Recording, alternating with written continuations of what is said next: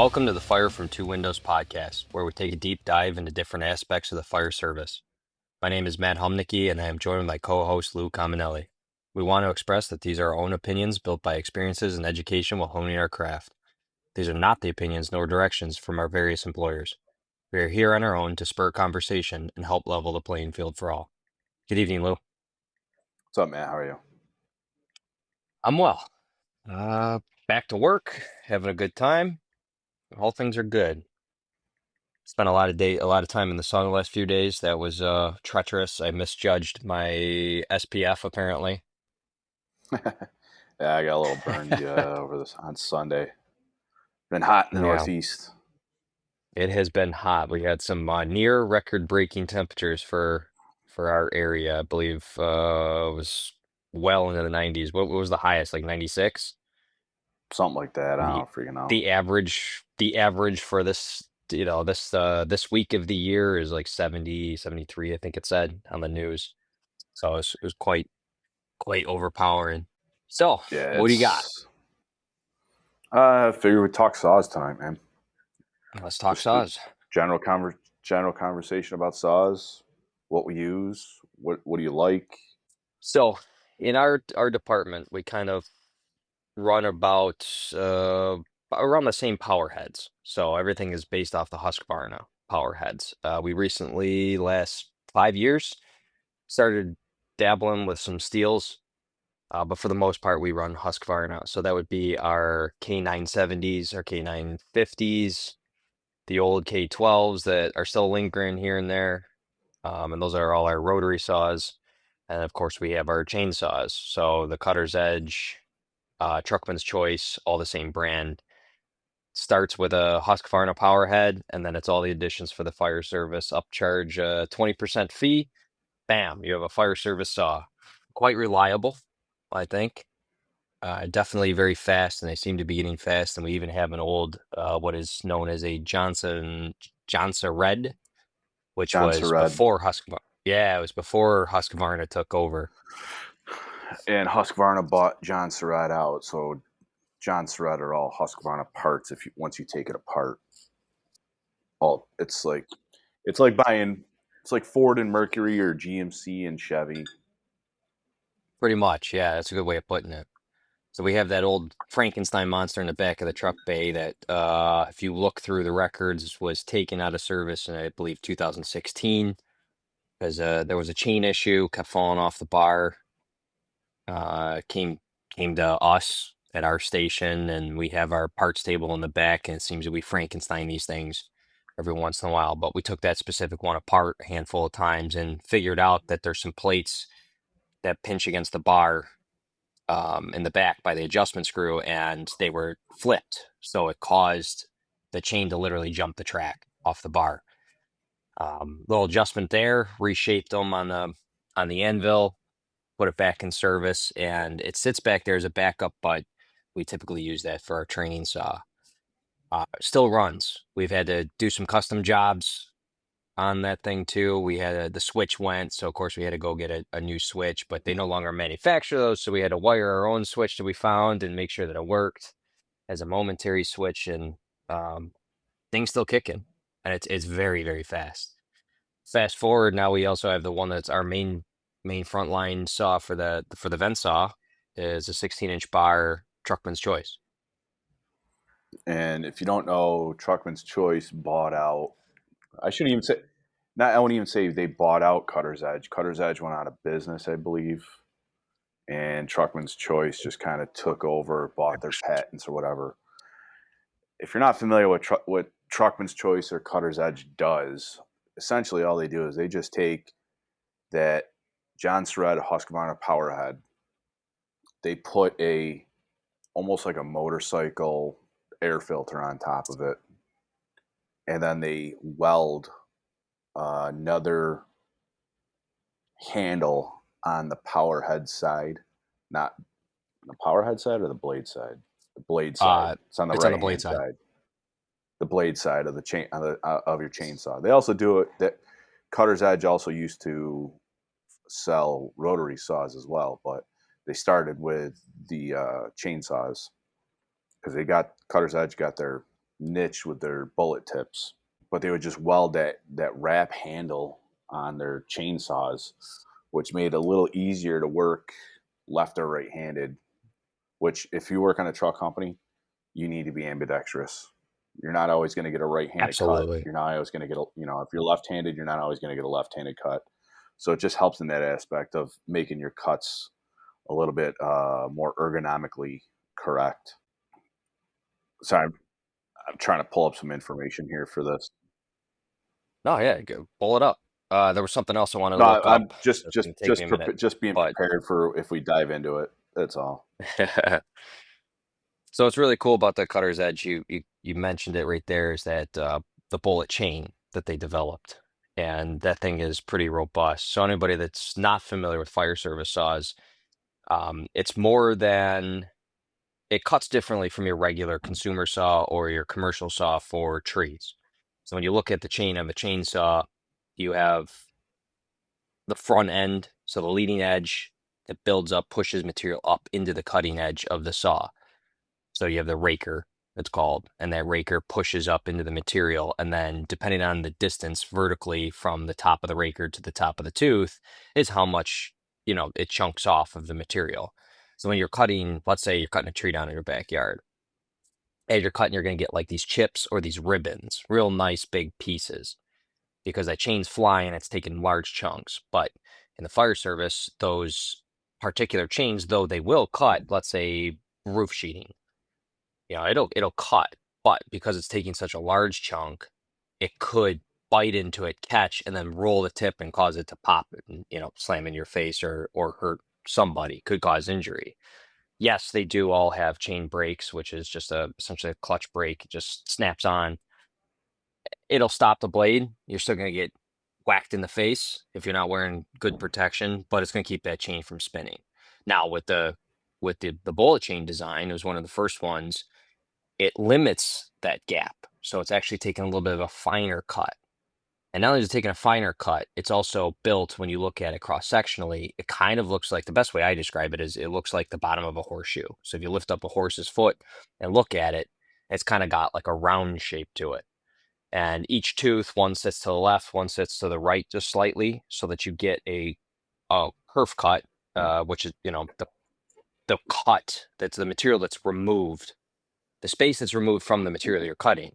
So it's obviously that cut is going to be wider than the bar width itself, because the teeth are a little offset left and right. Now with that horseshoe shape, you kind of give an evenly cut left, an even cut right. Whereas if you have like your traditional chainsaw, you kind of have flat edges. You'll see like these, they almost look like they're 90 degrees. So you get a chunk off the top and a chunk off the side, depending on which way that the tooth sits. A little bit thinner of a cut, so you're not going to see those nice ribbons like you would in wood, like cutting a tree, but it spins fast. They also rev, I believe most of the saws rev a little bit higher. So you notice like when we start the saws in front of the truck bays in the morning and everything, every shift, these things scream, and those blades, they move very, very fast. That kind of your Pro Series in the consumer world kind of spin about the same RPMs.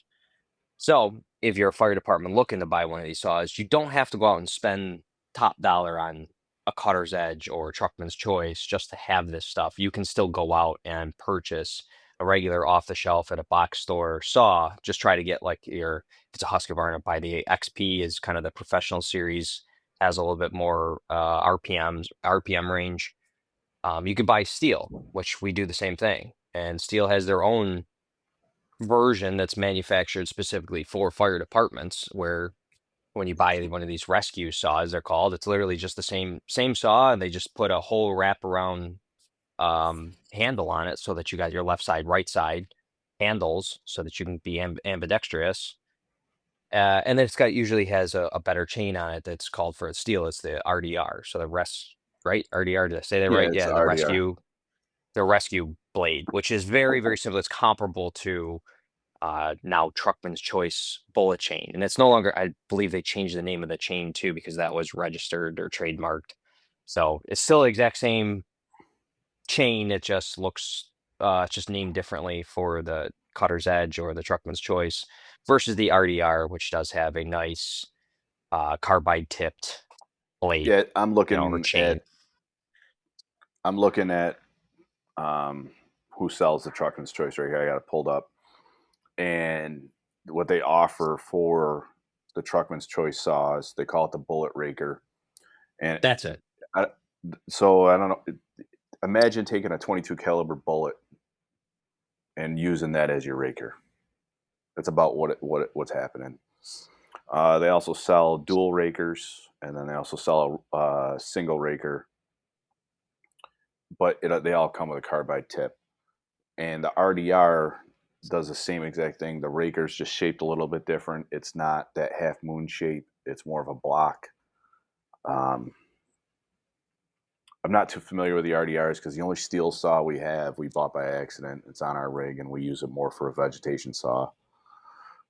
The one thing to stress about with all fire service chainsaws is that you should run your oilers wide open, which means Yeah. you're going to be filling your oil reservoir up, if not daily, every other day. It's got to be checked because the oiler's wide open. You're going to get oil in the bottom of your compartment. If you got to put a pad down, put a pad down. But what you have to be careful about with those oilers, it's not lefty loosey, righty tighty on that screw, on that set screw. It's actually a positional. It's like three Yes. positions, and you have to read the manual. Hmm. And if firemen, you got to read the manual to learn what the positions are for where the oiler setting is on your saws.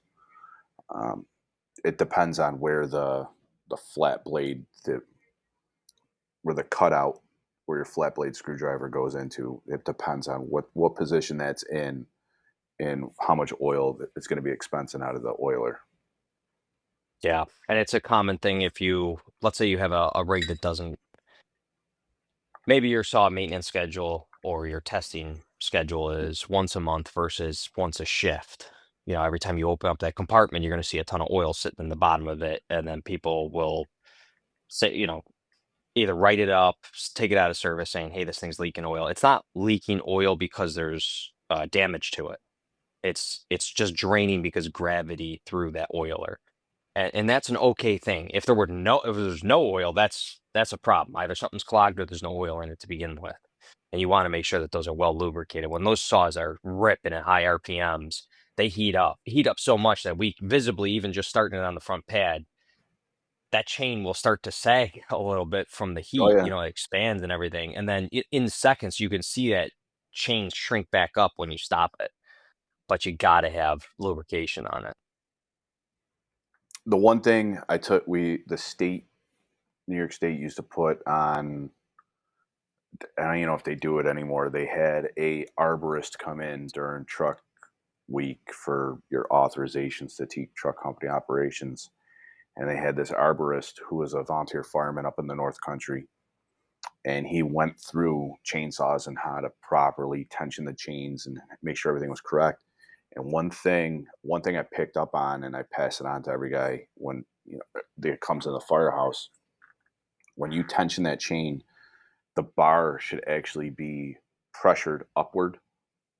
So like we'll put a towel over the anvil so it doesn't mar up the chain or the carbide tips, and then we rest it on the anvil. Or if we have a 2x4 or whatever, we just rest. You loosen up the nuts on the housing that hold the blade in, so the blade can wiggle a little bit.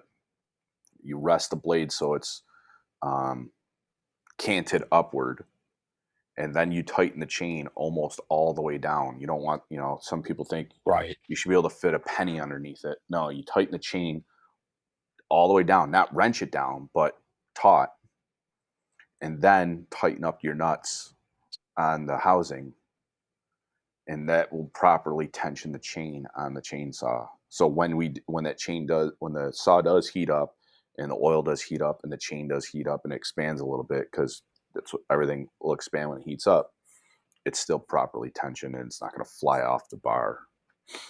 Yeah, which apparently was the issue with the old one we mentioned in the past, and the chain. It was getting so loose that when it heated up, it would flop right off the bar. And I Yeah, don't and think anybody got injured in the process, but it was enough that it was the okay, that's it. We're taking it. We're killing this thing. Take it out. yeah, It's actually still labeled in the inventory somewhere of been scrapped or disposed of, and well, we made it disappear, yeah. and here we are. We I think we filed the serial number off. Don't tell. Yeah, the other thing that's nice about these small engines, and especially our Husqvarnas that we have, is that, like I mentioned it before, they're easy to work on. I mean, you can take them apart. You can do a carburetor job on them. Um, Yeah, we we've taken, and it's so easy where before, in a couple years ago, our saws would go out of service, and we would have to bring them over to the headquarters and leave them for the mechanic to fix.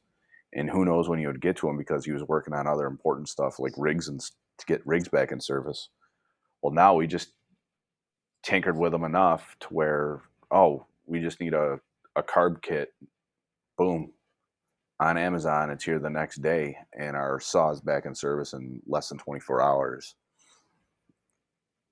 Just, to me, they're easy to work on. I'm sure steels are easy to work on too. Just tinkering with these things. I'm not advocating for guys to go out there and start breaking their saws apart if they don't know what they're doing.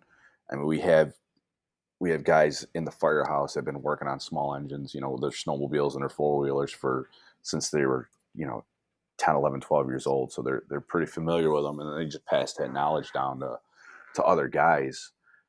And I learned from them, and I'm pretty confident taking stuff apart and doing carburetor jobs and stuff like that.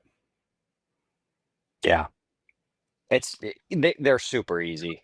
We just used ours. The last shift I was working, we had a ventilation training. So we used our frontline saws. Tried to use the training blade on the K12. We used the one that's on there just because it's already missing one tooth, and the training blades I think we're missing almost all of them. So it's kind of Yeah, we're only doing a couple cuts real quick. But cleaning them up, they bog down really, really quickly with a, a ton of shit. So we got, like you said, you mentioned the oil is all got, goobered up inside of there. Now you're adding a ton of sawdust, and it's dust, it's not ribbons. Plus whatever other material you might be cutting in. Typically in training, we're cutting uh 2x4 rafters that have sheeting on top, so OSB. So there's a little bit of glue in yeah, that. There's all the little particles, fine particles and stuff, and it just really gums up. So you got to do your best, And it took me, I don't know, a half hour to take them all apart. I typically hose them all out as best I can with water. Then I spray them, air dry them with the air line, the pneumatic line, and then I go back in and lubricate everything, and then fire them back up, make sure they're good. The only downside is as you mentioned, they have the external air box on, at least on the chainsaws. So when you have that external air box and it gets wet, you have nothing but time to wait for that thing to dry. yeah. Otherwise, I mean, you could take it off and still suck in regular air, but be in a clean environment as best you can. But get it running and re-lubricated. Yeah, and with any saw blade in the fire service, it's when you're checking your blades and you're checking your chains, the rule of thumb is 5 total carbide tips on the chain or the blade. We take it out of service, or 3 in a row, and you take it out of service. And those carbide tips, or the carbide chains, are not cheap. They're say the last time I bought them, they're upwards almost $300 for a 16-inch chain. And Yeah, yeah, the nice thing about the bullet rakers is that you can send them back to the manufacturer, and they'll rebraze the carbides on them for like fractions of what that chain costs. So we can, once that chain loses a couple carbides, which it happens, they're not part of my pun, but they're not bulletproof. um, the carbides inherently will fall off just from normal wear and tear. You box it up, you ship it out. They put new carbides on for you, and then they ship it back. I think in since the time I've been a company officer on the truck company, I think maybe we've bought and it replaced. I shouldn't say bought, replaced a wholesale replace of chains twice. Everything else has just been the carbide tips has just been rebrazed. So the other big thing is when do you guys use chainsaws? When do you guys use a rotary saw? We're more, and it's I think it's more the big brother in the city, they use rotary saws more often, and we just kind of inherited that because it we used to there was a time where guys would go to the state fire academy, and then the state fire academy wasn't holding up to what we thought it was, so then we were sending guys to the city academy, and a lot of the tactics that they do at the city got brought back to our department. And one of the things that they brought back is rotary saws, and now we're very big into using the rotary saws up on the roof over the chainsaws. I agree. I think the rotary saws are a much better saw on a roof, and I think you'll see it's kind of regional dependent, and sometimes it's more of a comfortability issue because there's no brake on a rotary saw. The brake on a rotary saw is you sink the blade into the whatever material you're cutting, and the blade stops. The chain's got a chain brake. Yeah. Yeah. I don't know There's which one. I don't know which one's more safer. I mean, I see the statistics on the ambulance sign they put it up every year that there's so many chainsaw injuries a year. But Yeah, a lot of that is due to I do see a lot of injuries from improper placement of the bar for a chainsaw on the material you're cutting. So if you're coming under, you're doing like an undercut. Like imagine a yeah, tree branch, right? If you're coming down on the tree branch, that's the correct way to do it. Because if it bites that material, it sucks into the backside of the engine, right? It pulls it right into it. Whereas if you undercut, you come up from the bottom of that, and it catches the material, stops the blade. Like in other words, it binds the chain, but not the bar.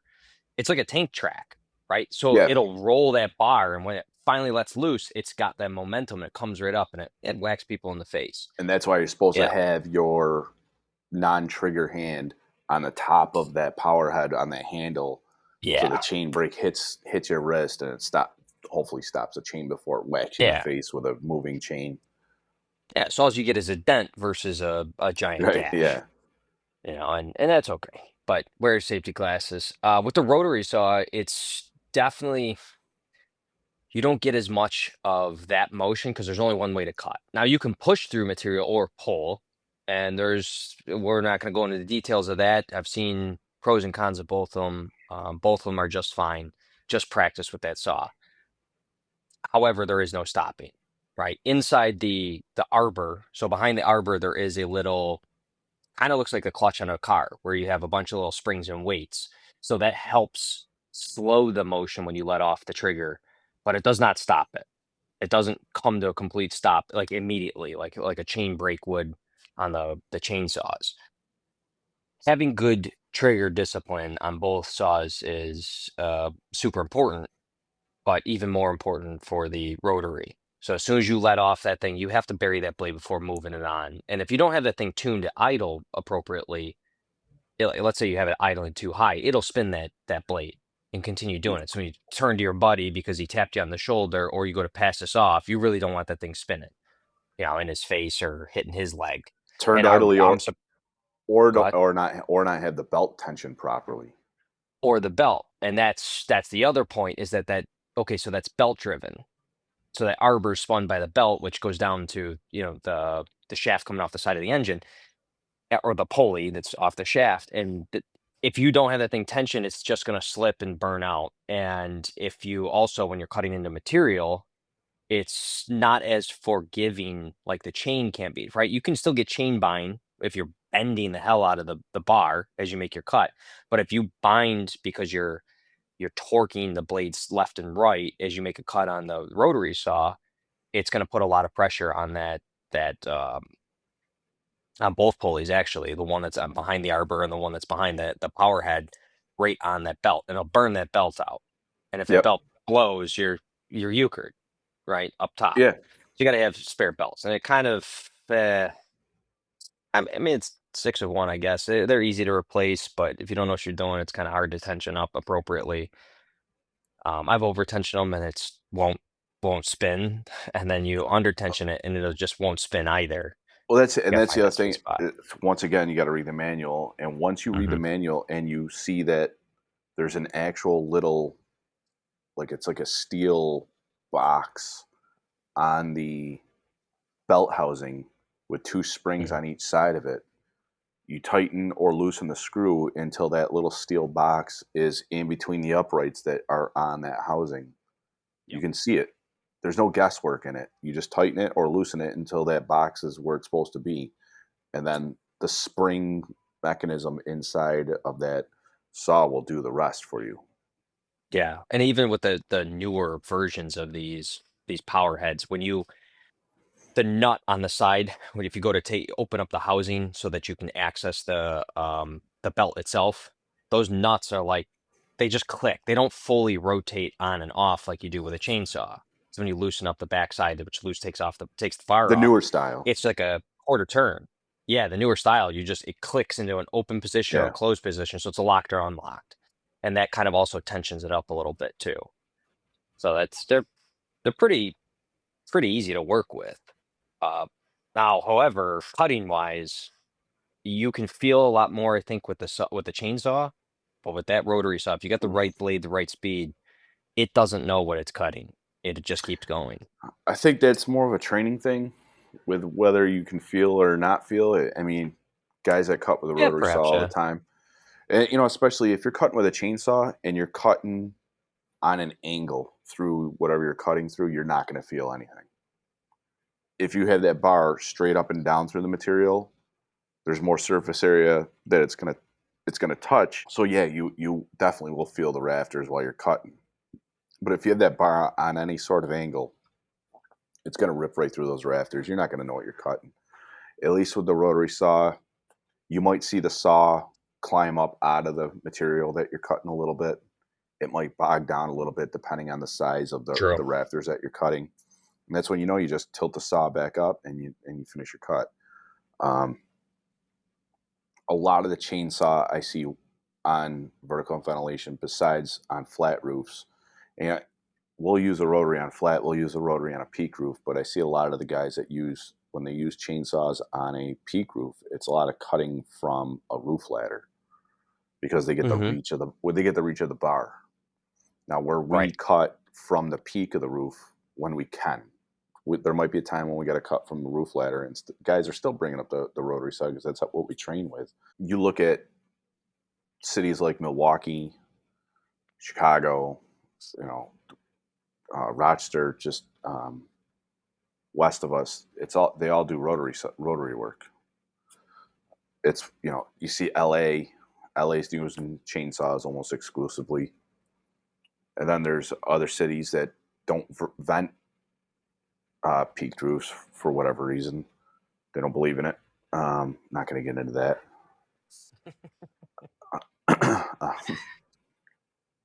But it doesn't. In my mind, it doesn't matter what saw you bring up to the roof, as long as you know, if you're training with it, using it properly, you know how it's going to cut, and just get the general feel for the saw when you're cutting. The other thing I mentioned with rotary saws when you're checking them though is we talked about checking the carbide tips, but you also have to check the integrity of the blade. When you take that blade off, you got to hold it in your finger and just hit it with a scrunch or a screwdriver, and the blade should ring. If it doesn't ring and it just thuds, that means the blade's got a crack in it. If the blade's got a crack in it somewhere, the vibrations are going to travel through the blade. That means that blade is the integrity's gone in it, so that blade should be taken out of service. That goes for your wood cutting blades. That goes for your diamond tip blades, and more importantly, that goes for your aluminum oxide abrasive blades. Because Yeah. if there's no integrity left in those blades, if there's a crack in that blade, that could have a catastrophic failure, which could seriously hurt somebody. If those blades grenade inside that saw, I don't want to be around for that. Yeah, and those aluminum oxide blades, they look like a giant cutoff wheel for I remember just having this discussion with a company that came out for some training, and they were asking which blade will be the best, will be the do all purpose. And we're very fortunate where we carry two K12s, or well, they're K970s, but we carry two rotaries. One is specifically with aluminum oxide blade, and that's going to be our cutoff wheel. That's the locks, the bars, those types of things. You can't cut concrete with them. I wouldn't recommend it just because concrete will eat the hell out of those things. They will disappear quickly. But they can, some of them are pretty robust, and you can at least do some small jobs, but you're not going to be cutting like through a concrete floor, between levels, like first floor, second floor to access something. That you're going to want a more robust metal diamond blade specifically for just concrete. And oftentimes that's going to require lubrication, typically like just water or a slurry. But we're talking specifically for ventilation purposes on these saws. Both of those blades actually, including the chains, but that aluminum oxide blade, you do see that because it's cheap. They're prevalent. You can go to a big box store, you can order it from Firehouse Unlimited, wherever. Anybody will sell these things to you. And they do the exact same thing. It doesn't matter what's written on the side as far as company wise. But another thing is, where do you store those blades? We typically, like especially on a truck company, you got one compartment, that's the saw compartment. Well, what else is in that compartment? You have your saws, you have your spare blades, and you have your gas, your bar oil, all that stuff. Well, that gas, it's letting off, right? You're off gassing inside that space. So if you don't have proper ventilation in there, that aluminum oxide blade is kind of like a sponge, and that solvents, all that stuff is very, very bad for those blades. So it's actually highly recommended that you keep those blades in a separate compartment, or do your best to keep that compartment dry and those blades not sitting on the ground. A lot of people will stuff as much shit as they can in those compartments, and then they take those spare blades, they leave them in the little paper box, that thin little box that comes with it, the envelope. They set it in the corner and lean it up against the wall and jam it in there somewhere. Well, the paper's a sponge, the aluminum oxide's a sponge. And when you go to put this thing on and you start heating it up as you're cutting through steel, it'll blow apart. We've all seen the YouTube videos, and there's a bunch of stuff going around on the gram that's, you see like even small cutoff wheels, like a die grinder. Somebody's cutting a piece of steel, piece of metal, and then it shatters and it flies and it sticks into their safety glass. That that could happen, but now you have a 12-inch or 14-inch blade, typically that's the most common in the fire service, that's been sitting in oil. You're like, oh, this is a brand new blade, I just put it on, what gives? Well, chances are it's because of that stuff it's stored with. You Yeah, want to do your best to make sure those vapors and everything, or at least those chemicals, are not being absorbed inside those blades. We do a pretty good job. We got those nice little pegs on the wall that, they it's the size of an arbor. So the wheels themselves, or the blades, rest on there, and there's a little cotter pin. So at least it's up off the ground. It's not terribly well ventilated, but it does pretty good. And we do check those blades over. If you see any little discoloration or little like oil spots on it, that's a good sign that I need to move these or discard them. yeah. The other thing is, I mean, we keep the diamond blade on the forcible entry saw, and a lot of times, guys train with it, they put it away, they forget, it's just it's just a diamond blade, nothing really. But those blades will get gummed up too, depending on what you're cutting, especially if you're cutting through like a metal roof with some rubber on there. It'll cut through the rubber and it'll cut through the metal roof, but those diamond blades will get gummed up. Those diamond chips will get gummed up. So we have a piece of paver out front. So if we see that blade is gummed up or doesn't look, you Hmm. can't see the diamonds in it. We just rev the blade up and sink it into the concrete paver that we have out front. Just score it a little bit, and it cleans up the diamond blade pretty well for us. Yeah, there isn't a blade that does everything. Why I will put that out there. You will see stuff on the market that says Do-Wall. Do-Wall is actually a brand, but as far as purpose built, there isn't one that's going to cut all the wood and all the metal and all the concrete efficiently. It's going to be terrible at something. Remember why we're going up to ventilate. If you're going to the roof to ventilate, you get up on the roof, you're going to cut that hole, and you're going to get the hell off the roof. You really don't want to be sitting up there smoking and joking. So if you have a blade that is not going to cut efficiently because you also need it to cut steel, steel bars or locks and everything, and then you bring that up there because it says it can also cut wood, you're going to be up there for a while. And you're exposing time distance shielding, right? You're putting yourself in a higher risk, in an already high risk situation for the benefit of Yeah, others. So do yourself a back when favor. I first got on the job, we used to have a demo blade on our, and we used to have a partner saw back when partner was still in business. In a demo blade, it kind of was like a they took carbides, little carbide chips, spun a blade around with whatever adhesive or however they brazed it on the blade, and they fired carbide tips on it. So these carbides pointed in all different directions. So it was a bi-directional blade with tiny pieces of carbide chips coming out of it. So the blade could go on either direction. It could cut wood. It didn't do it very, very well. It could cut light metal, but it didn't do it very well. It couldn't cut concrete, but if we came through a chain link fence, it would cut the bars on the chain link, the crossbar on a chain link fence if we had to cut that. If we had to cut like a roll up door, it would cut that. If we had to go up on a roof, it would cut that. But the problem with those tiny carbide tips that we had, especially on asphalt shingles, it would gum those carbide Mhm. tips up real quick. That's also a lesson I learned at Yeah, one of I my bet. first, probably my first fire as ever was I got signed ventilation, and this one I was a volunteer, and one of the guys that responded with me, we got signed ventilation. I brought up axe, Halligan, and a hook. He brought up the saw, and he ended up bringing up the vegetation saw. And instead of going down and getting the right saw, we just tried to cut it with the vegetation saw, which is a single raker, and it's just that nice sharp blade in there.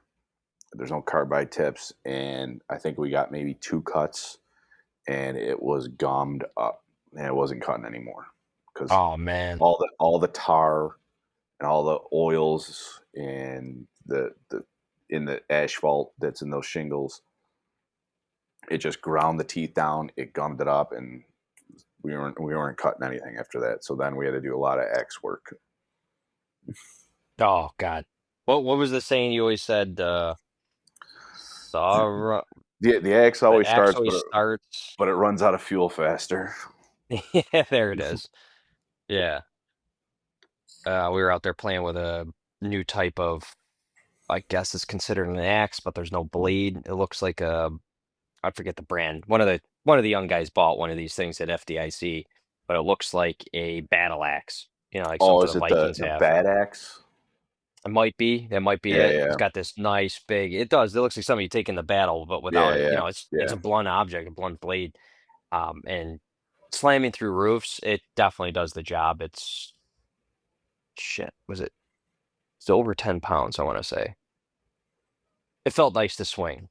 I definitely don't want to get stuck having to do, a large cut with it, but it was handy as hell. And the Yeah. nice part about that thing too is that there was a nice groove in it so that you can marry it up with a Halligan, not just for storage, but also if you got to get on a Halligan bar to get more pry, it marries up well enough, like as if you sistered to, is that the Yep. correct term? Yeah, if you press together two Halligans to get an extra length, it locks in really, really well. So now you got an extended bar, Yeah. of whatever 36 inches or whatever you're adding to the end of it. It's pretty cool. But anyways, back to the saws. With the going back to the wood blade for the rotary saws. And this is when I run into this one a lot. People think more teeth means more cutting power. Nope. And that is absolutely not true. Um, Understand what size blade, first of all, diameter, your saw can power. So you always want to make sure that, there's always the RPM speed. And on the side of your saw, it'll say max RPMs is blah, blah, blah, blah, blah. For most case, I want to say, off the top of my head, it's like 5,600 RPMs, let's say. I Okay. had it pulled up for us. I, I can tell you exact. for some reason, that's sticking in my head. That might been what's on the side of the blade, but So with no load, our saw runs at 5,400 RPMs. oh, it was so close. Your blade always wants to have a higher RPM than your saw. Yes, or equivalent. Yes, I really don't want, but unless you're doing like the abrasive where it changes diameter, then you need to definitely have it over, right? yeah, You don't want to it's have a always saw just that overpowers the blade. right. You just always want to, but you all it's just a safer bet to buy a higher blade, higher RPM blade. Right. It's But that just doesn't yeah, mean go out and buy a 10,000 RPM blade for a 5,000 RPM saw. right, Because right. now that saw can't produce enough power appropriate for that blade. And that's where the tooth issue starts coming in. So even though a blade, let's say it matches near there that says 6,700 RPM max for this blade, but I got a 5,400 RPM saw, if I have 24 teeth on there, each one of those chunks that it's taken, each bite is a smaller bite. So it's got to, if I want to remove the same amount of material, it needs to spin twice as fast. Yeah.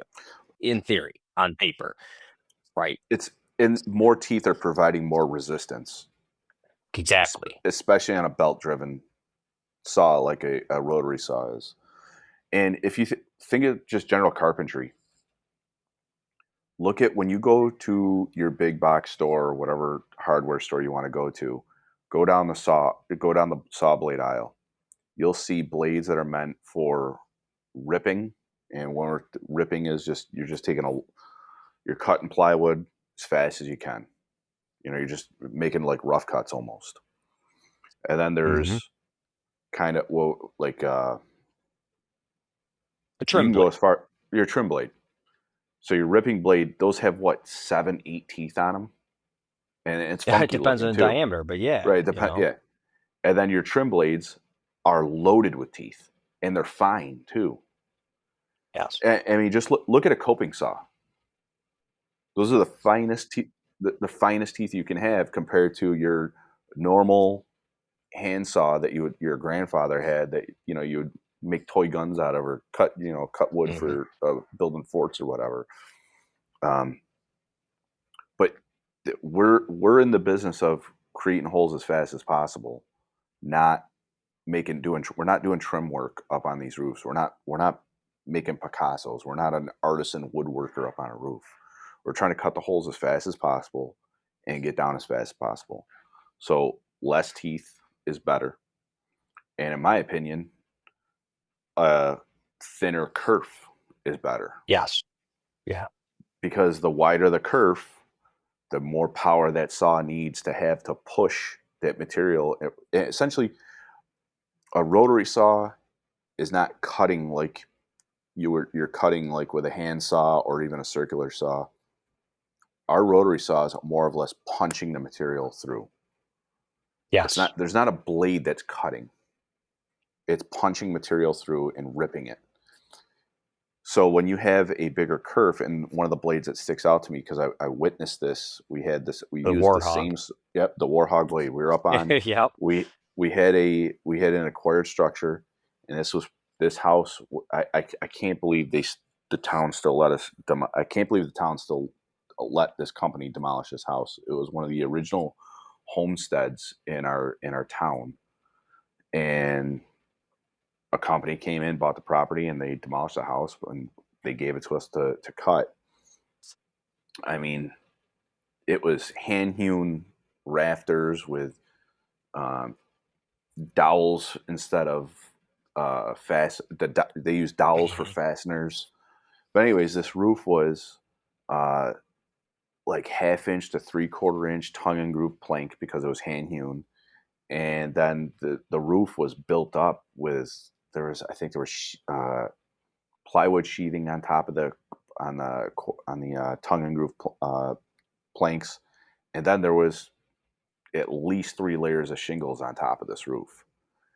And one of the instructors, we had an academy class going on. One of the instructors brought his Warhog blade from his valley house, and we tried to cut this roof with the Warhog blade. And because the blade, the kerf on that blade is so wide, it bogged our rotary saw down. So we said, hey, let's just change this out for the thinner Firehooks Unlimited blade. It was a 12-12 chopper blade. put that on there, and it was like a hot butter going through knife, or Hot hot noise. knife, hot knife going through butter. It because the kerf was so much smaller. Yeah. It didn't have to work as hard to cut, and that cut right there kind of sold me on a cheaper blade, and it's going to cut better. Yeah, it's probably not going to last as long, but a Warhog blade is up over $300, where the 1212 chopper blade I think is like $80, I but forget. it's It's been going a to while work. since I purchased one. But It, so the Warthog it is a nice blade, but you definitely need a saw to power it, and it's typically, I think, if I'm not mistaken, it's a 12 tooth blade as well. yes, yeah, So it's better than what's the next size? 14-inch blade. That's another size that we see a lot in the fire service. Unless you have a saw specifically designated for 14, don't go up to it just because it's like, well, I could fit it under the guard or it meets the RPMs. 12 is just fine. And like you're saying, it's fast, it's efficient. both our rotary saws on our I should say all the rotary saws in our department can take 14-inch. Our truck company runs a 1212 chopper and a 14-inch diamond blade. The other Yeah. truck company runs a 1424 chopper, which is a 14-inch diameter blade with 24 teeth. And then they have, I don't know what they run for their forcible entry saw. But what I'm curious, some of the departments, the Valley department to the west of us, and the city is starting to go into them, is the battery powered saws. I'm wondering if the battery powered saws would have better luck with the Warhog blade because of the power it generates. They might. So now comes to the size and battery power of that individual saw. They definitely have a lot more torque. And that leads us right into the next bit is going electric. Do I go all in on electric or not? And I've seen departments do a split down the middle, to do half and half. And there's definitely a time and place. We can rely on the gas, the battery power. You obviously it takes time to charge. I can't just take it down, refill it real quick, and bring it back up unless I have multiple batteries. Now, your larger ones, like what comes to mind is Milwaukee makes one that's got this giant battery. It's heavy. Yeah, This is they a were heavy saw. and I think Milwaukee was like the first to come out with the 14-inch cutoff saw for the industry, and these saws weren't made for the fire service; they were made for general construction. Construction. Yeah, And construction. we just adopted it, just like everything else. We just adopted it. And when they first came out, I got to play with one out in Indianapolis, and I'm guessing by now the battery technology might have gotten better. But at the time, one battery was about one half tank of fuel in the comparable uh, gas Like powered runtime. runtime. Yeah. Also, the saw was about 2 pounds heavier, I want to say, Oh, they're definitely because of heavy. because the battery is so massive. You take the battery out, and I think the saw is lighter. You put the battery in, and you're Oh yeah, gaining yeah. weight with that. But the nice thing about all the electric saws is when you let off that trigger, they don't stop like on a dime, but they They slow right stop. the hell down, like They within stop two pretty quick. seconds. The other nice thing about the electric saws is you don't need air to run them. Yes. So Yep. if you're cutting a roof in a smoke filled environment, or you have to do some force entry work in a smoke filled environment, or in a RIC scenario, you have to cut away some material to get a down fireman. You don't need you can run those saws in a low oxygen environment, which is Hmm. nice. I mean, our our company, I think for the past 3 or 4 years, we've been putting in for the DeWalt 9-inch, gotten denied Yeah. every year. The other truck It's okay. We company, need other things right now, so yeah, we'll let it go. the other truck company has one. This year, I put in for it, and one of the reasons one of the biggest reason I just wrote up for it was, one, we have a whole lot of self storage units being put up, and those self storage units are being The storage units are either being locked with hockey puck style locks or just regular Mm. old padlocks. And that DeWalt, just the 9-inch cutoff, can handle those really easily. The firemen don't get fatigued when operating them, and we can rip through a lot of these locks because we just went mutual aid just a stone's throw over our district line for a storage unit fire. And the truck company, I think, cut, I don't know, almost probably 10 or a dozen storage units open. And they did it with the our gas powered saw, but they're pretty fatigued after that. It's a lot of locks. There's 2 locks on each unit because Yeah. each side of the roll up's locked. Yeah, this Uh, was the, a massive storage unit too. This wasn't yeah. the small little ones. And the other reason I said we have 2 indoor storage units now. So now if we have a fire inside of one of these storage units, how much oxygen are we going to have to be able to force entry on these storage units with our gas powered saw? I Right across the street from our firehouse is an old Kodak facility, and if we have to bring a saw deep into that Kodak facility, it's not Kodak anymore, but we could be walking upwards of a mile. I mean, Amazon is in our first due. If we have to utilize a saw inside, do I want to carry around a 30-pound saw to cut some material? No, I'd rather carry that small little DeWalt 9-inch cutoff saw with me. So that was part of my write up. Hopefully it kind of makes some headway, but we'll see.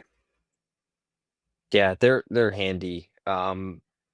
Pros and cons, I think a con to it is the battery technology again, making sure, a lot of those are lithium ion. We discussed lithium ion and you talked about somebody using, like a drill as a hammer. They get something started, bang, bang, bang, like you don't want to be slamming that thing around. Most of them, the battery is housed inside a little compartment and there's a lid and everything. But okay, extreme heat could affect it. Banging them around could affect it. So it's really kind of comes down to storage and application. You're not going to bring that into the room that's on fire and run it, but you're also not going to do that for a gas powered saw Right. because now you got combustible fluid in there as well. But be careful, treat them right, and they do last quite a long time. But the cool part is being able to start and stop. That thing spins up quick and it shuts down almost instantly. And that is a really cool feature. The 9-inch, they make there's even some smaller ones. You're just cutting a couple quick locks. That they're awesome. Yeah, But I you're not mean, gonna take the 9-inch and go use it for vertical ventilation. right. It both. I think all the major power tool companies, they make even a 7-inch angle grinder, and that's gonna be more than enough to cut your locks that you have. Padlocks, hockey puck locks. A 7-inch angle grinder will do it with the right blade. Um, yeah, and I don't have the only experience I had with the electric saws was at a conference, and then just picking it up when I relieved one of the lieutenants at that storage unit fire that we had about a month ago, because it was just sitting Yeah. there. I said, "Yeah, let me see this thing." Picked it up and played with it, looked at it. Uh, you mentioned firing up the saws. One thing, it's like my pet peeve. I don't even know how to properly say this without offending anybody, but we don't want to sit there and act like the Al Qaeda terrorists when they're celebrating and firing their AKs in the air with our saws and I was with the gonna say Michael Myers, with the trigger but finger. yeah. We don't want me. Just set the saw down, let it warm. Proper. This is, and I'm not saying this is the way to check your saws in the morning. This is just the way we do it. We take the saws off the rig, start them. Usually got a cold start, so you have to full choke on.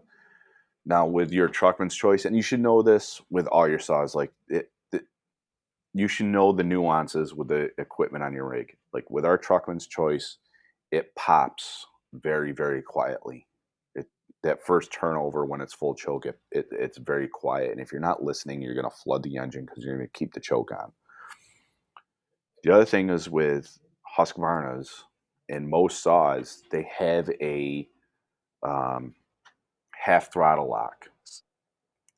Older style Husqvarna power heads there is this little silver um, button right Button. near the trigger that you have to squeeze the trigger and push the button in and then release the trigger while holding the button. That would put your throttle lock on. So your saws should have the throttle lock on. Now the new Husqvarna power heads, all you have to do is pull a choke and the throttle lock is on. Once the Truckman's Choice and it's a Husqvarna power head or John's Red, it's still Husqvarna. Once that pops, don't hit the trigger. Just push the choke in because the throttle lock is still on. The throttle lock will Yes. disengage once you hit the throttle and pull that trigger. So take your saws, don't even start them up. Just pull the choke out, push the choke in, and hit the throttle button, and you'll hear a click. That's the throttle lock disengaging. So when we start these, you pull the choke out.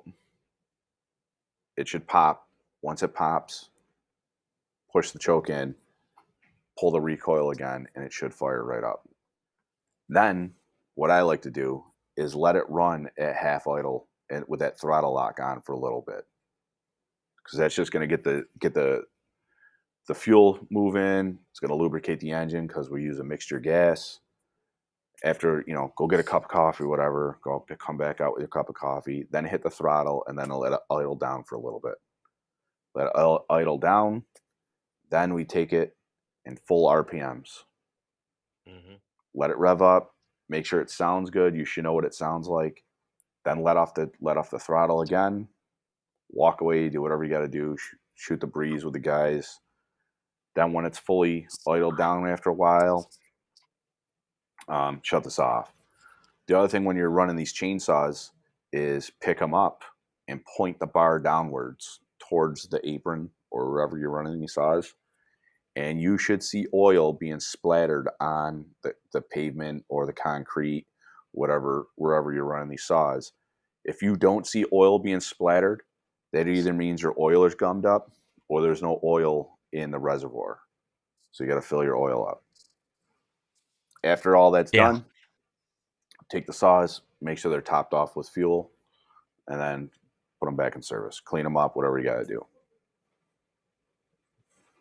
The So the throttle lock, I usually it's typically in the academy when people are learning. We talked about this many times now. People come in without a good basic mechanical sense of small engines.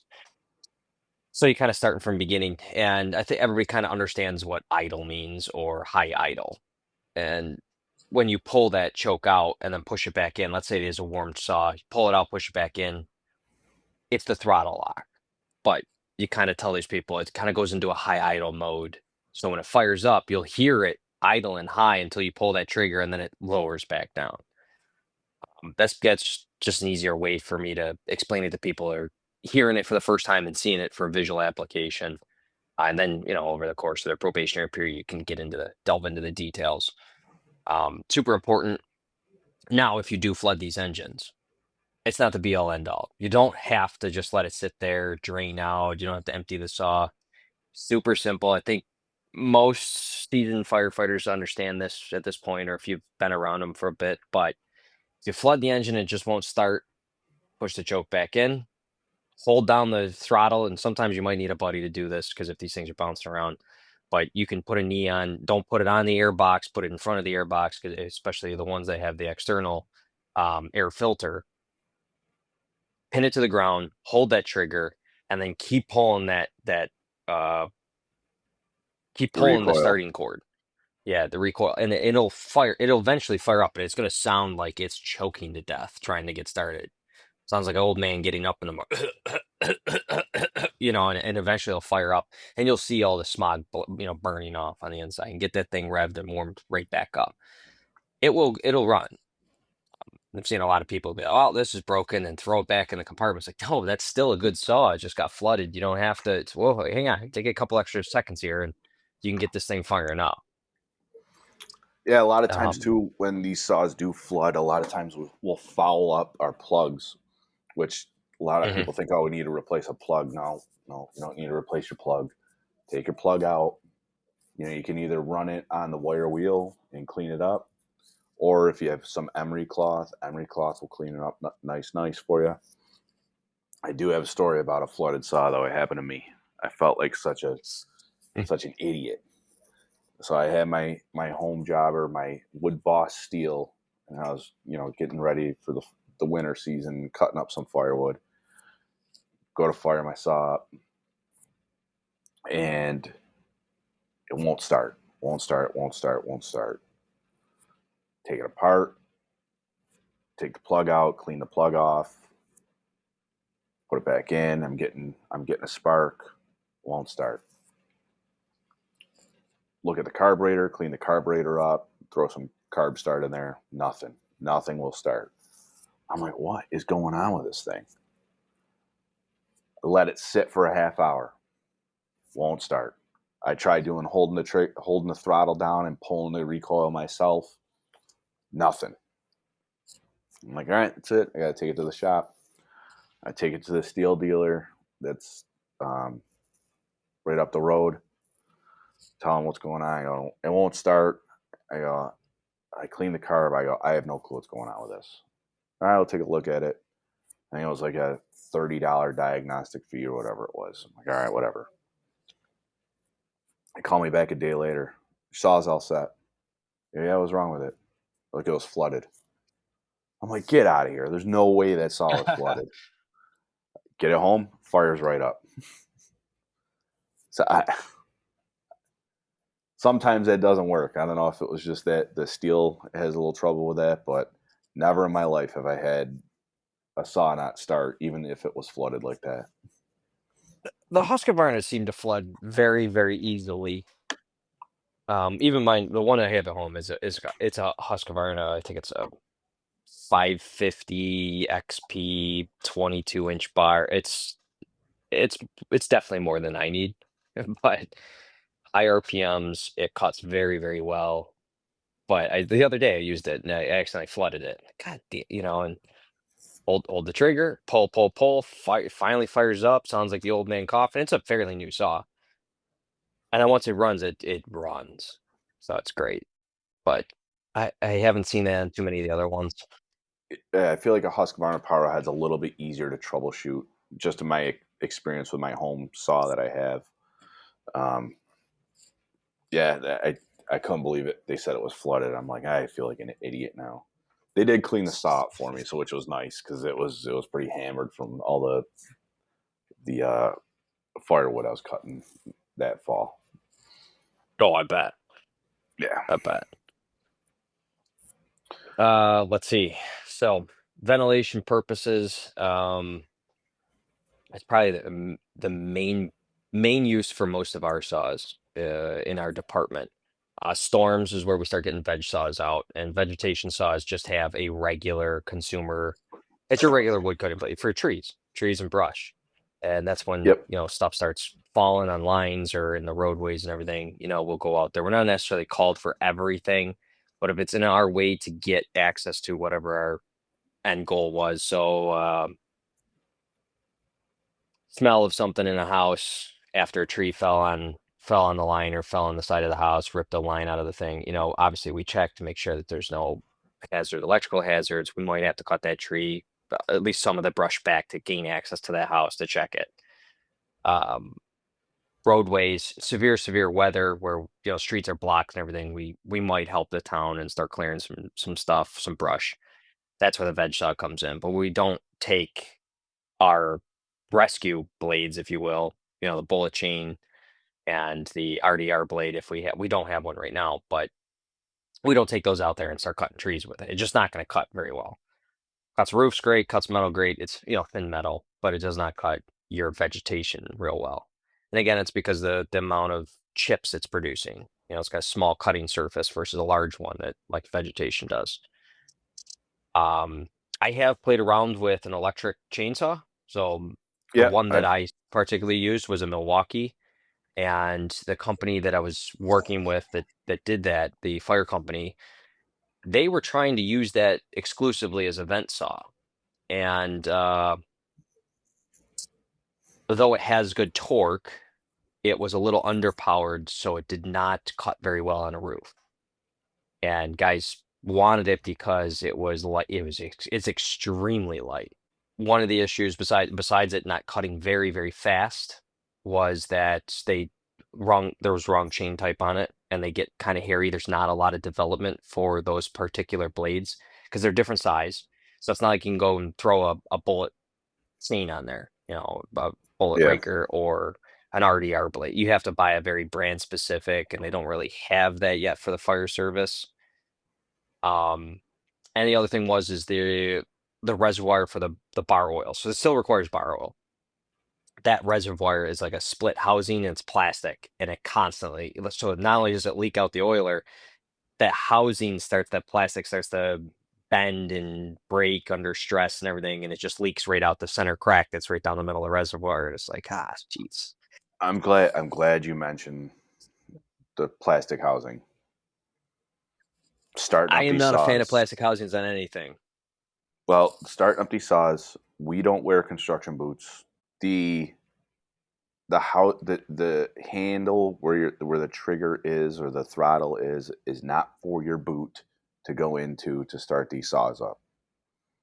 That's where the fuel tank is. You start putting your boot in there and try to start these saws. You're gonna crack the housing. You're gonna start leaking fuel, and now you're out a saw because now you need a wholesale fuel tank replacement. Put your Hmm. knee on it, or cover your ears, safety officers. Drop start the damn chainsaw. You know, the safest way is to put it on the ground, put a knee on it, usually your right knee because the recoil is on your left. That's the other reason you have to be ambidextrous. These guys, they try to Yeah. pull the recoil with their arm. Now they're crossing over.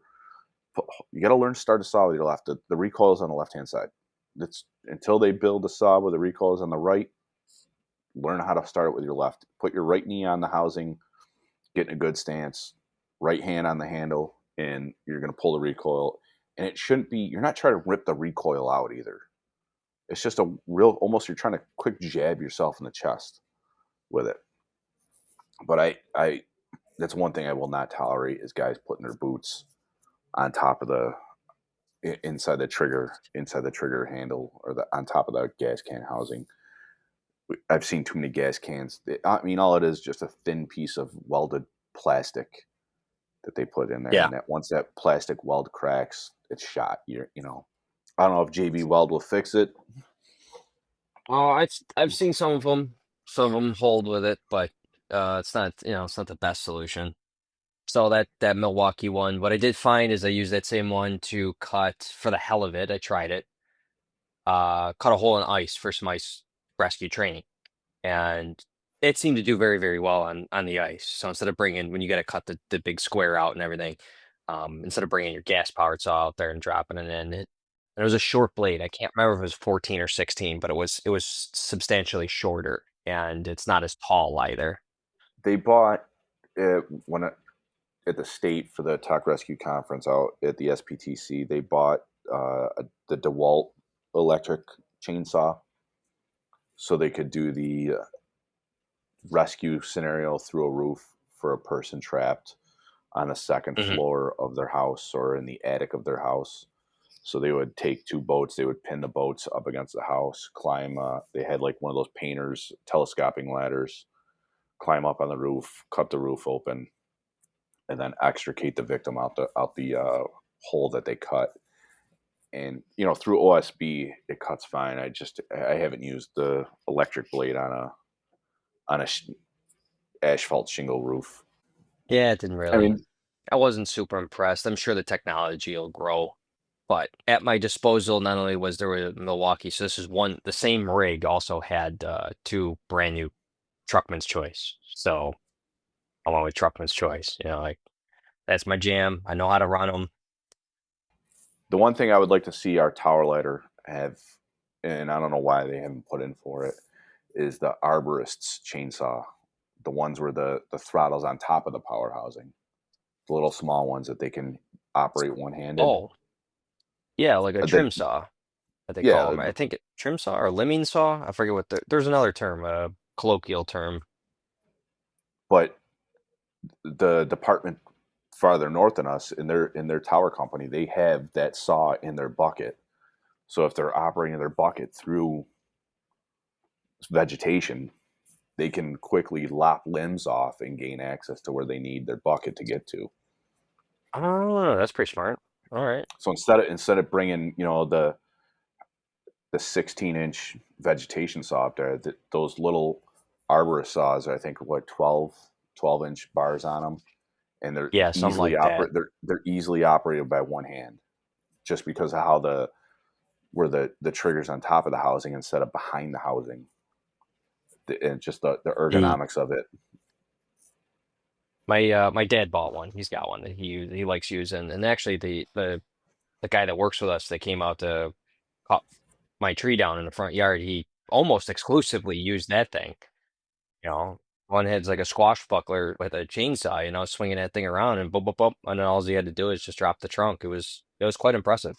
Yeah, I could have used one today with some of the yard work I was doing. I was trimming some pine trees up on my roof that were hanging over, and I was reaching pretty far out with my chainsaw, and I was like, man, I wish I had that little arborist saw. That would have been nice. Yeah, yeah, they work pretty good. One thing we don't carry, at least I don't know of any department around here that does, maybe somebody does, is like a pole saw. So whether that's a powered Yeah, chainsaw or just your regular hand jacking method, I don't know if anybody using those, but I have one of those at home as well. They work great for reaching up and clipping some small stuff. I could see if you got to position something very delicately, could be handy as well, just because of the distance and the height. That's probably the only thing. It's not a power saw, but something I just thought of that, we could probably. I can't see us putting it on a rig, but I could see somebody no, using it in there's some probably thick some department that's stuff. We got it don't out need it. there. They probably got something going on. They got a pole saw out It there doubles for. as a reach pole. Yeah, Here, grab this. but my biggest thing with these saws, especially with we've hit it on it before, is the newer guys are coming in. They're not mechanically. I shouldn't say they're not mechanically inclined. They're just not exposed to these tools that older generations have. So one, get the manuals out, read the manuals, and tinker with them. I'm not don't like I Hmm. said before, don't take them apart and break the things, but open them up, take a look at these things. If you take just the top of the housing off, top of the power head off, and then pop the air filter off, you can see the inner workings of how the choke works, how the throttle works, how the how to tune it properly. What happens when you turn the tuning screw? It moves the throttle back and forth to where more air or less air is getting in there. Um,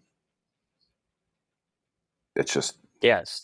Same thing with an important kind of tail right into that is like the steels. So these newer versions of the steels, especially knowing how to use them in the winter months. So when you take the top portion of that off, that the plastic housing, there's a plate inside of there, and there's a little piece that you have to flip back and forth for cold air and warm air, depending on your temperature, your air temperature. So in the wintertime, you got to flip that plate and put it into winter mode, and then you flip it for summer mode. And that's right in the manual too. I didn't know that. One of the guys that lives out near me, he's pointing at that thing. I was like, "Oh, you don't know about that?" "No, I don't use steel." He's like, "Oh, yeah. check this out. You have to flip this. You have to flip this plate in the wintertime." I didn't know that. He was like, "Oh, it's right here in the manual." He pulled out the manual. He read through it, and there's a small little intricacies. In the end, if you don't do it, it's not going to upset the whole thing, but it does give a better attitude to the saw if you do it perfect. So And read through the manual. like I said, I own a steel at home. I like steel for, and I see most Mhm. arborists, our buddy that works in our firehouse, think he's exclusively steel. But my main complaint with Yes. steel is you put structural firefighting gloves on and you try to manipulate that choke, it's the choke isn't gonna it's that little toggle switch on the left hand side of the power head. It's harder to manipulate with a gloved hand compared to just that pull tab on a Husqvarna. A big blue tab. Yeah. Yeah. Now, if you buy That's a good residential point. Husk, Yeah. if you buy a Husqvarna from hardware store for your residential use, the choking systems is almost the same. It's that little up and down tab. It's not a pull. It's not a. Mine, I'm trying to think. Mine actually mine's a pull tab Is that it? pulls out. Yeah, Well, well, because at least on my model it is. Yeah. yeah. So I mean, that's just one of the things you have to look at when you're buying saws. Like for your department, I can manipulate most things without gloves on. As soon as I put structural firefighting gloves on, how am I going to be able to operate this? And that's why you have that's one of the nice things about going to the conferences is that you get to use these saws before you buy them. You can see the good and the Yes. bad with them. Yep. And a lot of times, you know, the conference out in Indy, a lot of the saws we bought were conference used saws, so they would take a percentage off of them, which was nice because they were broken in Yeah. and you knew they ran. The there was another thing I thought of too. So we going back to the rotary saws.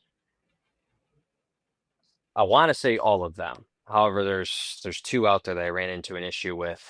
So you have the arm that comes out, right? That the arbor is attached to.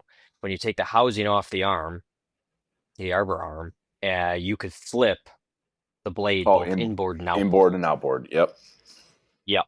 So because we have two on the rig and they're set up. One's got a wood blade, a 1212 chopper. The other one's got a diamond blade, and that's pretty much just for our locks and our bars and everything. It's a metal blade. The metal blade is flipped to the outboard. And I was just showing another company and another training evolution. Hey, if you're planning on cutting locks, flip this thing. And like, wow, one, they didn't know that you could do that. That's fine. Cool. We learned something today. But then they had a question, well, why would I do that? Well, depending on how you're holding this thing, let's say you got what are you cutting? Hinges and all that other stuff. Hinges and locks is, I think, the primary use when people are running these things from most departments. Obviously, there's a million other applications, but now you can squeeze into a tight space because it's all the way out, right? If you have it inboard, so it's right up the center of the saw, if you will, and you're trying to squeeze into a corner, you got to angle that blade. You're angling the saw, which is angling the blade, and you can't get a nice direct perpendicular cut on a set of, say, hinges, Or or lag bolts in a the door. exactly, right? Because you're competing between that space. So if you have a doorway at the end of the hall, let's say, and the hinges are on the right hand side, and I got to cut those, and then it's an extreme example, but if I got to cut those hinges, I can't get my blade straight perpendicular to those hinges because I'm competing with this, 4 to 6 inches of the body of the saw to get to the blade. Right. By having it in the outboard, it's as close to the wall as possible, which You can lines almost up my blade nice. you can almost get flush with it.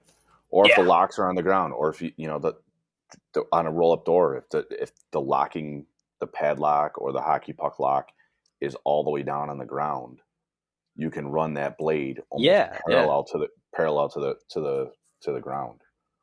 absolutely. So I going to that electric, so it was the Milwaukee, the large bodied um, rotary saw. I tried to flip one of the blades. Now, when I take all the plastic housing and everything off the arm, you can actually flip the blade and lock it in, but then the housing components can't go back together. They're not ambidextrous, if you will.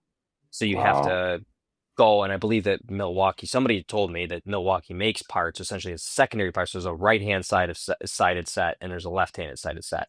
So if you flip the blade to the outboard position, you have to buy the left-handed side to cover the other side, which houses the belt and everything. So you want to protect that. So inboard, outboard, know the positions if you can. Try and set it up. It'll just help you in the long run. Ventilation typically is center. It's inboard, so it's up the center.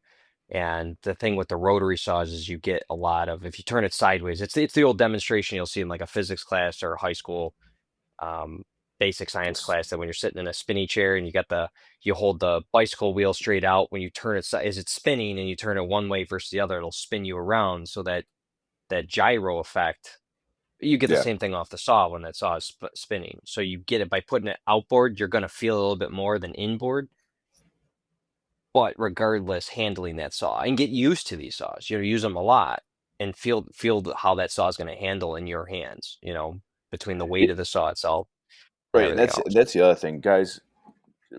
Not just guys, guys and females need to learn how to manipulate these saws to their body type and learn how to hold these saws. Someone might not be able to shoulder press the saw for a long period of time and make an overhead cut. So you had to figure out what the best position to hold that saw is to make an overhead cut when you're like, especially like a roll up door, or how to the where to properly position your hand if you're cutting low, or how to properly position your hand when you're cutting at waist height. Um, Left-handed cuts versus right-handed cuts. You have to be able to do it both left and right-handed. Yeah. And practice everything Yep. that you possibly get your hands on. One of the good ones I've seen out there, not everybody has a door. We do forcible entry and everything. That's great. But when it comes to forcible entry with, let's say, a drop bar, you have those exposed bolts. So there's really cool props you can design with very minimum amount of equipment. You don't have to go out and buy a drill and a board and sink all these things in. You could do that and sink these things through and then practice cutting that bolt heads, but you could also take like what do they call that? Pegboard. It's already pre-drilled, it's super cheap. Make a board and just press them all in, stick that onto something, then you could just, cut the bolt heads. Cut them on an angle or cut straight on, depending, and you'll see the Yep. difference of how that saw is going to react. Do some high, do some low. Hockey pucks are great. Hockey puck locks are a great one because I know like American is one of the big brand of those locks, and they've changed their design where the word American is no longer always lined up perfectly with the lock itself behind there. So kind of putting those things on in many different ways, and getting used to cutting that thing. What is it, 2/3 over, and then making that cut. That's a good one. Fireman out of Syracuse just started his own prop company. His Instagram is Rescue Squad Ironworks, and his first prop is the Ellis prop. I'm guessing it's named after him, but it is, I think it's the first hockey puck lock prop I've seen on the market, and it's nice because it's got the shackle, and all he does is got a piece of stock iron that slides in and stops 2/3 of the way. You can cut it and it acts just like a hockey puck lock would, and then you just keep sliding that stock piece of iron in there. So you can get however many cuts, however long that stock iron is, and you can just keep cutting it. That's awesome. You could another option that's out there is go to your local hardware store and talk to them. Say, hey, I'm with fire department XYZ. This is what we're planning to do. Is this drill? Is there anything you can, perhaps they might donate? I've had that. Sometimes it just requires a letterhead. The big box stores, I'm not going to name the names. They do that a lot. I just bring a letterhead from the boss that says, "Hey, we'd like to have this thing. Here's our EAN, so you get a tax free whatever, donation letter essentially." And then they go, "Okay, take as many as you want off the shelf." So you go and get the master lock is one of the sets that comes with the bracket. So you mount that thing to the wall, and then you just keep replacing the locks and have people cut them. You do that one drill night. Yeah, I was saying, like, we had the that life member, the old volunteer that owns his. Well, I don't even know if he really does any work anymore because I think he's semi-retired or fully retired, but he's a He's got a van locksmith. though. He's got the van. He's a locksmith by He's got the trade, and van. every like 6 months or so, he drops off a tool bag full of just old locks that he's taken out of houses or whatever he's done with them, and we f them up and train with them. Yeah, yeah. Get your hands on stuff. Get clever. Yeah, Don't cheat yourself and do it once and think you're good. Keep practicing. It definitely is perishable. I've been a victim of that myself, and you forget. The hockey puck one is a good example. I haven't done it years, and we were discussing it. Of course, I couldn't produce it as well as I thought I could, and I had to go back to the drawing board and just practice, Yeah, practice, practice. So, um, you definitely will fall out. Talked about blades, saw differences, importance of keeping these things up and running. Don't let your saws sit around and not start them. Getting a good maintenance routine. So whether that's a once a month maintenance, but the other side of that is getting them run. We do ours typically every shift, so that's almost I can confidently say almost out of our station it's done every single morning. Um, the downside to that is the neighbors hate you real quick, so try to keep it on the weekends or holidays.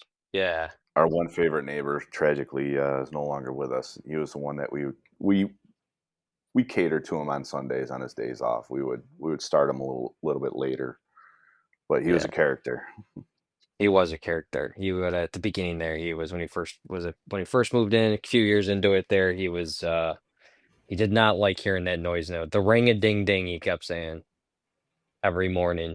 Um, but he understood after we explained it to him. So on weekdays it was earlier in the morning. On weekends and holidays, we'd at least hold off till 9, 10 o'clock to fire him up.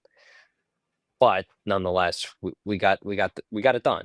And you could tell when they're not run. You come in for a Oh yeah, couple days off. You come in off your 4 days off, and it's rare, but it happens. People get busy. It's not necessarily because they forget or they don't want to. It's just usually because of busyness. You'll feel the saw kind of chug. It hasn't been started. It's okay. yeah. Take care of it. I, I say to the guys all the time, our fire trucks are not break glass in case of fire. They're not a static No, not at display. all. The tools are meant to be pulled off, used, trained, cleaned, oiled. The saws are meant to be ran. They're not, it's like a working dog. They want to work. Yeah, yeah, They want to run. absolutely, absolutely. So All the I think that tools. should probably wrap it up on saws. We're going, I don't know, an hour and a half on just saws and saw blades. So yeah, that's pretty good. I think that just about wraps it up for saws.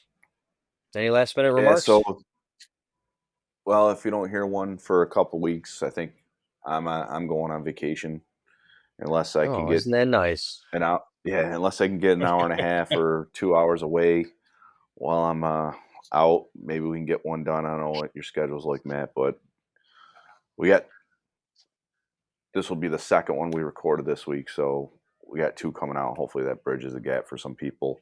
I'll try to keep up on the Instagram. I got some videos that have been saved on my phone. I just got to remember where I pulled them up from so I get the proper credit. So people don't get butthurt about not getting their credit. Um, but the internet is the social media is like a jungle out there. It is a wild freaking place. Yeah. There's good information. It seems to be.